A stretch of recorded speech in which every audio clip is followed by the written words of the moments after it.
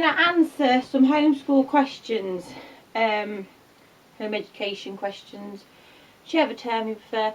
If you're new here, my name's Victoria. I'm a home educating mum of 5 in England. The last video I did was explaining why I'm not going to be a childminder now, and thank you because everybody was lovely. Everybody was so lovely because I was worried I'd be judged, but everybody was so lovely, so thank you. 3 people unsubscribe, who cares about them? Right, so I'm new to home education after a meeting at my daughter's school didn't end well this morning. I'm needing help with where to start for her home learning and what is the best websites to use. When you say your meeting at your daughter's school didn't end well, I don't know if it means that's why you're home educating, or if you're home educating and you've had a final meeting with the school and that didn't end well. If you've had a meeting with the school and that's made you decide to home educate like you weren't before that meeting, the first thing you need to do is deregister your child. If you deregister them, you can find sample letters online that you can use as a template. Unless you send that deregistration letter to the school, they're still technically at the school, and then you can get in trouble with fines and things. If you send a deregistration letter, the school will tell you wrong and tell you, oh, we can't accept this and that. But legally, if they've got that deregistration letter, that's it, they're out of school.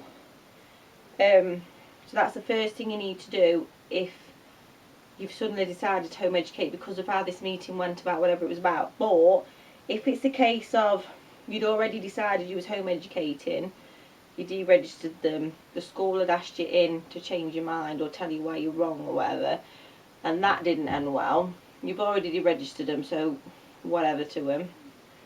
But as far as actual home learning, you need to give yourselves a bit of time to de-school, a bit of time for you both to, before you start doing anything. And my advice would be, don't make it like a school in your house. Just start slow and gentle. I don't know how old your kid is, but start slow and gentle. Find out what your kid's interested in. Start learning about that and then just take it from there. And websites, I don't know because I don't really use a lot of websites. We just tend to Google stuff they're interested in or try and find an interesting video about it on YouTube or something. But depending on your child's age, if they're younger, things like Twinkle, Reading Eggs, Teach Your Monster to Read, Math Seeds, things like that. If they're older, then the numericize for maths. But if they're older and they've already got them basic reading and writing skills and math skills, I'd just go what they're interested in and Google that. Or just their age range, Google worksheets for that. You don't have to spend a fortune on subscriptions and things. What's the next one? My neighbours have made comments about us home educating, and somebody reported me to the local education authority. Could it be them? It probably is them. I've never had anybody ring the local education authority on me, apart from social when they come once. I've just had neighbours and whoever ring social services on me. So it probably was them, and if it wasn't them, it'll be someone else. And I'm afraid this doesn't seem to happen to everybody, but for some people, doing something different, whether that be home educating or something else, you're going to get folk nibbing their oar in, ringing social services, ringing whoever. Just stick to your... It does bother you, so I'm not going to say don't let it bother you. It does bother you. But you do become hardened to it. And people are horrible sometimes, and they're people that you could quite well do without in your life. So just if you think it was your neighbours, just have nothing to do with them, because you don't need that. And just remember, if anybody rings social services on you or the local education authority on you, you're doing nothing wrong. What you're doing is completely legal, and the person who rung them on you is an idiot and an arsehole. What's the next one?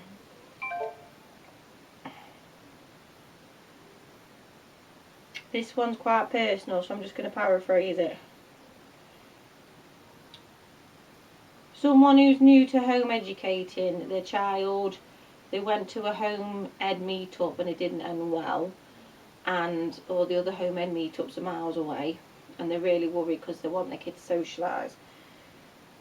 I don't know why the home ed meet went badly. If it's a case of you went and you didn't instantly click with anybody and you felt a bit out of place, I'd try it again, because sometimes people just need to, especially kids are a bit nervous, sometimes they need to warm up a bit before they get involved with each other.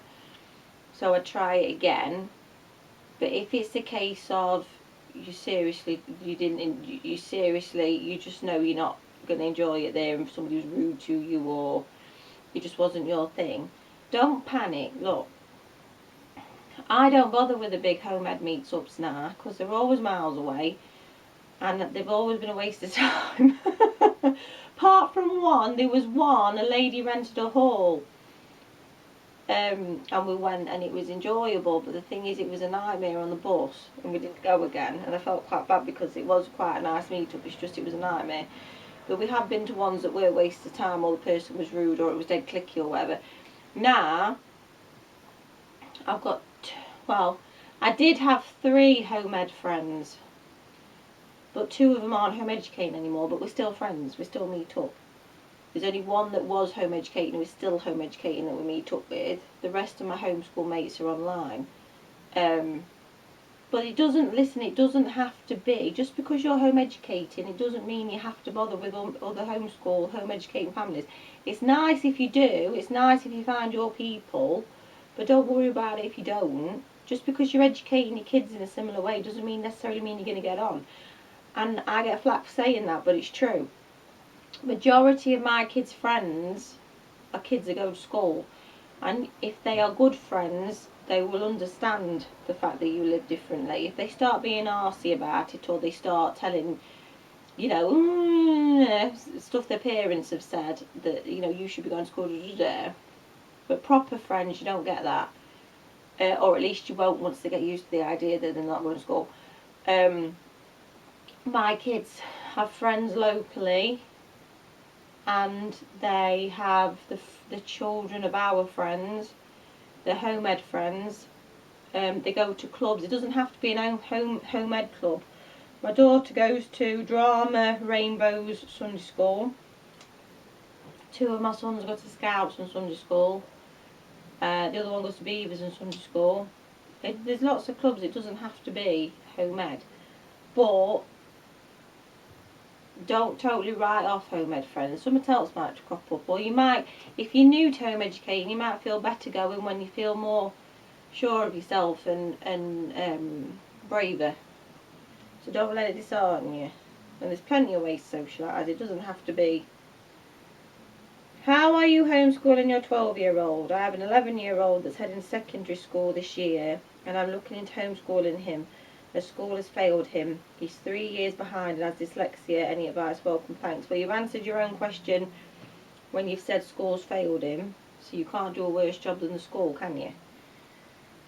So, if the school's, and he's 3 years, look, my 12-year-old's dyslexic, and I just work to his ability. And I was speaking to a friend the other day, I went round to Albert. She's dyslexic, because she says she wasn't diagnosed with dyslexia till secondary school. And I says, well, what did they do differently for you then? Because my 12-year-old is dyslexic, and sometimes I think, oh, if he was at school. She said all they did was, when they had their English classes, she was took into a different room where they taught English to a much more basic level that she could understand.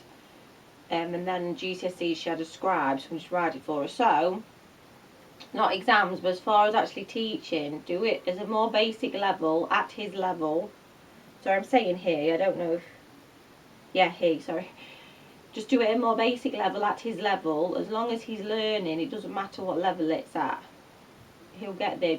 And I do bite-sized chunks with him, pretty nearly every day, bite-sized chunks rather than a lot, and him getting frustrated and stressed like every whatever.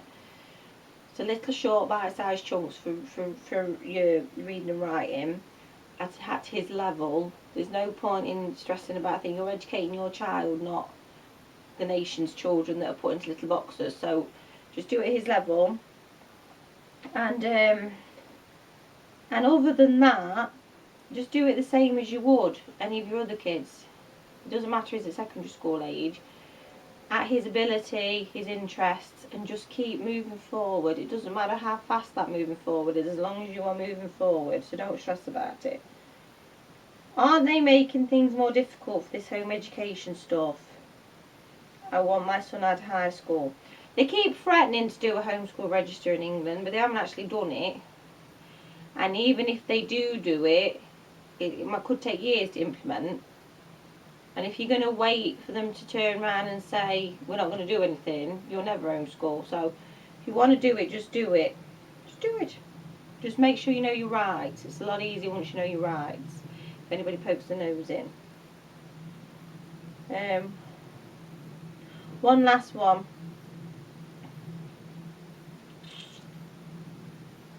How do you respond to stupid comments like you can't wrap your kids in cotton wool, or they need to see the real world, or you can't shelter them forever? Homeschool, I'm rolling my eyes the question, well, what people say, not the question. It's called home education, not isolation. They're not stuck in four walls all day, never seeing anybody. My kids have had to deal with bullies and people being horrible and all the other things that are meant to toughen you up, just from clubs and local kids and stuff. The difference is they don't have to face it every single day. They don't have to be worn down by it. They know that they've got a choice. They don't have to put up with this.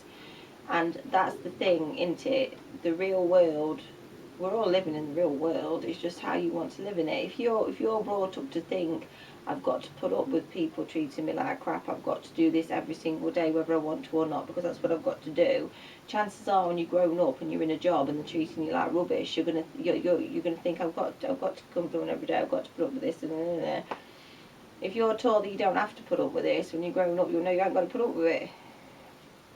The real world's what you make it. And the other difference is, if you're, see, I remember once at a youth club, somebody said something about one of my kids' weight, and I was his first port of call. He come straight to me, and I said, you know,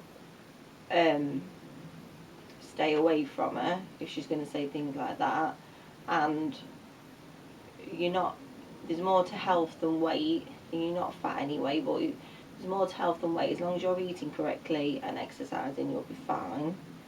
And you must eat. There's no point in starving yourself. You know, if you want your body to work, you've got to eat. You've got to fuel your body. If you're running a car and you didn't feed it the right fuel, it wouldn't work. So, you know what I mean?